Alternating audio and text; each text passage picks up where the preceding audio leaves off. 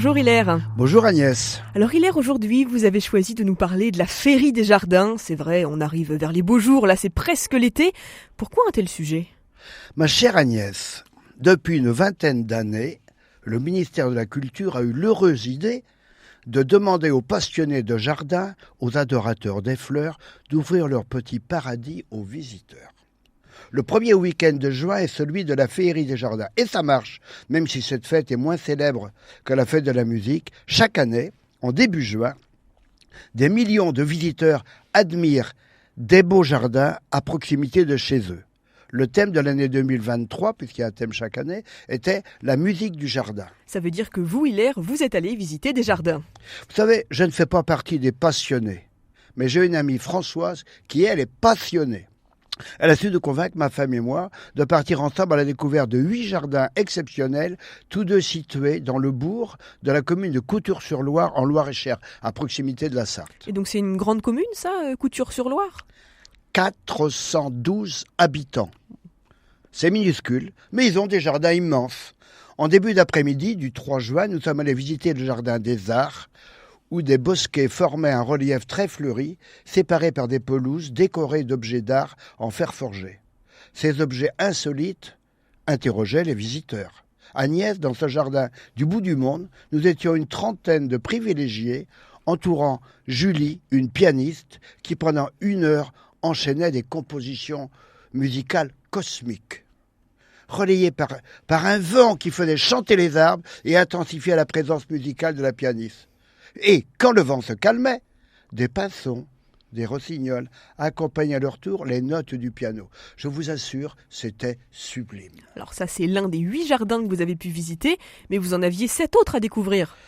Oui, mais Françoise, notre guide, fine mouche, avait prévu de prendre notre temps. Ainsi, samedi soir, nous avons dormi dans une chambre d'hôte à proximité de Couture-sur-Loire.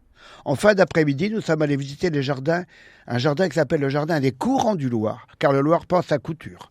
Dans cet immense jardin, nous avons vu des rosiers qui montaient jusqu'à 10 mètres de haut. Vous imaginez, Agnès ? 10 mètres de haut, c'est pas très courant pour un rosier. L'intelligence du jardinier, c'est de planter un rosier au pied d'un peuplier ou d'un chêne.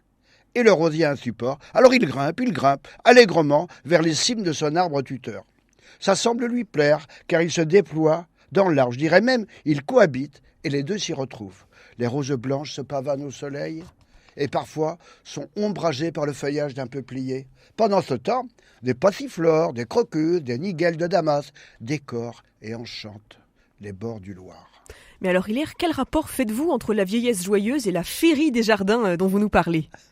Je vous répondrai qu'il faut tout simplement aimer et disposer de temps libre pour vivre une vieillesse joyeuse. Pour créer la féerie florale, il faut aimer passionnément les fleurs. Dimanche, nous sommes allés voir le jardin du Liseron, à proximité de l'église. Ce jardin était d'une beauté à vous couper le souffle. Il est difficile de décrire la beauté. Jacques, le maître des lieux, nous a expliqué que depuis qu'il est à la retraite, il peut consacrer 4 à 6 heures par jour à contempler, arroser et entretenir son jardin. Qui ne peut garder sa splendeur sans une attention constante ? Il nous précisa qu'au retraité, il ne quittait pas son jardin pendant les 6 à 8 mois de printemps, été et début d'automne, afin que les fleurs ne souffrent pas d'un manque quelconque. Vous imaginez cette passion pour la création florale ? Vous imaginez les heures passées à s'émerveiller des fantaisies de Dame Nature ? Ça veut dire, Hilaire, selon vous, que la retraite, la vieillesse, c'est une période qui est favorable au jardinage, un petit peu ? Vous savez, le jardin exige du temps et de la patience. Pourquoi ça ? Car la nature a ses rythmes immuables, inchangés depuis des siècles. Aujourd'hui, les réseaux sociaux, malgré leur vitesse, leur buzz et leur fureur, n'ont aucune influence sur la croissance des carottes. Heureusement, vous disposez du temps. Nous, les vieux, nous avons du temps.